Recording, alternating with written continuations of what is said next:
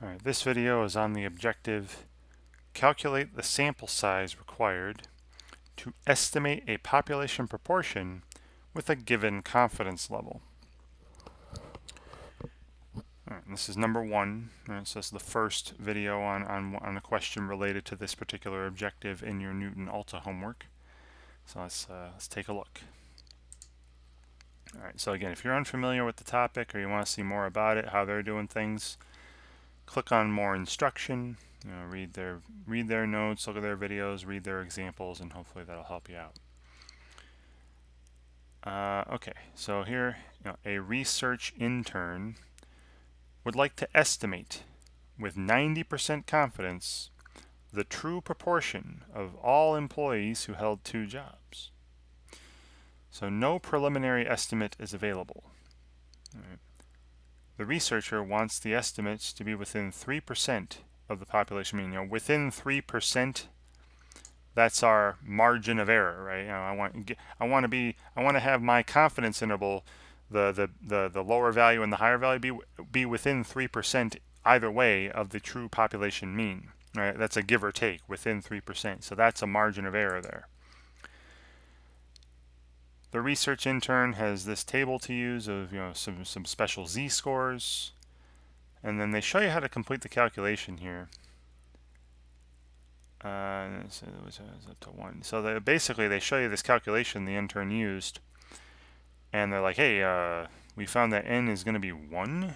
I would only need to sample one person to get within a confidence interval, a 90% confidence interval that's within 3% of the actual population mean. That's pretty ridiculous. A sample of one person, not very big. Let's see if we can change this a bit. What did they mess up?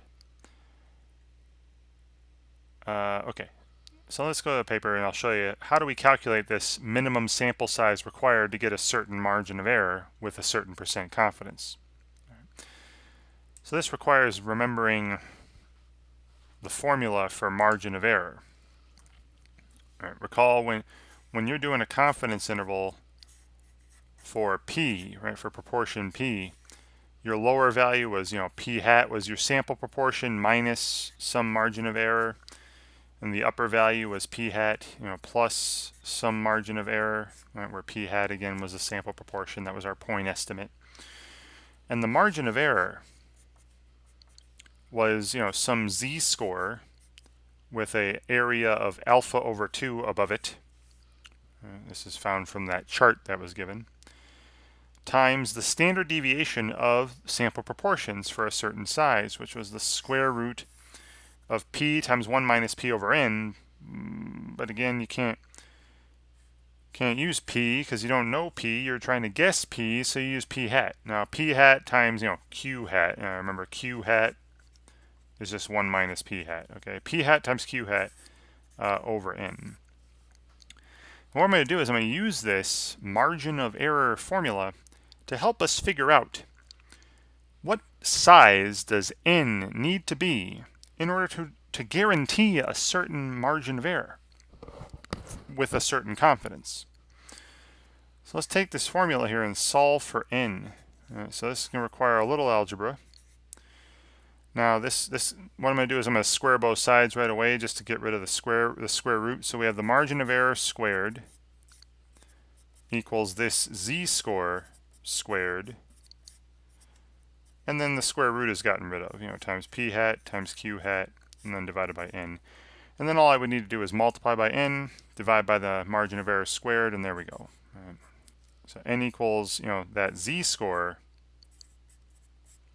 squared times p hat times q hat divided by the margin of error squared. Okay.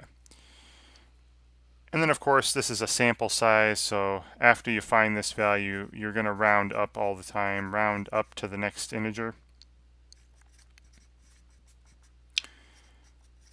Because the larger the sample size, the closer to the population you are, and the smaller the margin of error will be. Right? So that's why you're always bumping it up instead of rounding down. Right? Okay.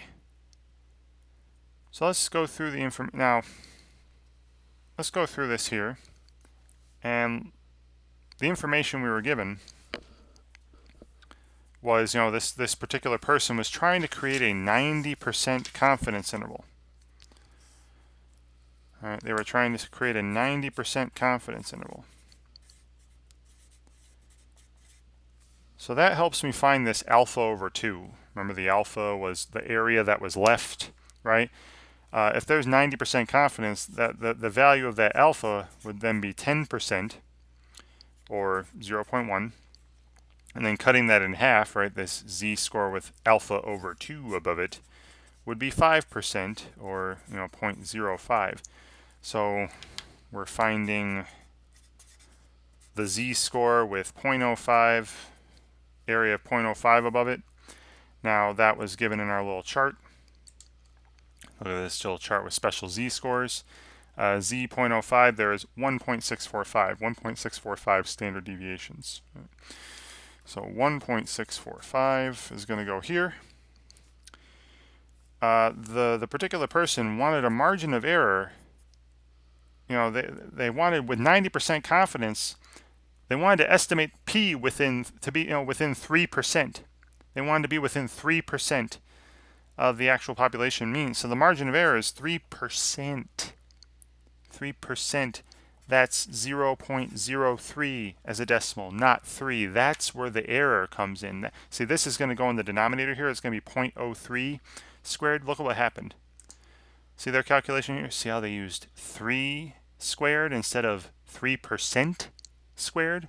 Totally different. All right, this is 3%, 0.03. So that was what was wrong. And that's what you're going to answer. They say which value in the calculation is incorrect. It's the 3. All right, but let me finish this off, because I think there probably is going to be a second part to this where you have to answer what the correct sample size needs to be to guarantee that your population means within 3% of the actual one. All right, so let's finish this off. Now, if p hat isn't given, which it wasn't here, right? If p hat isn't given, what you're going to do is you're going to use a value of p hat that will maximize n, right? The larger the sample size is, the smaller your margin of error when you create a confidence interval. So in order to, if p hat isn't given, if some previous estimate of proportions isn't given, use 50%.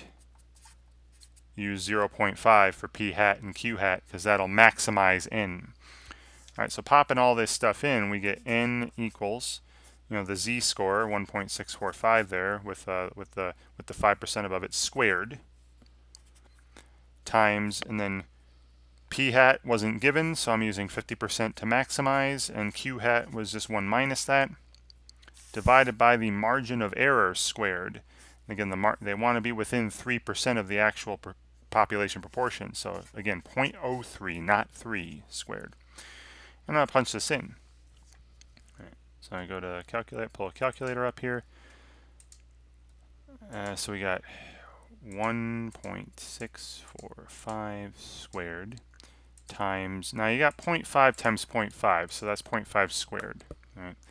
And then divided by, and then 0.03, and you can put the square on that down there because it's going to square things before it divides, order operations.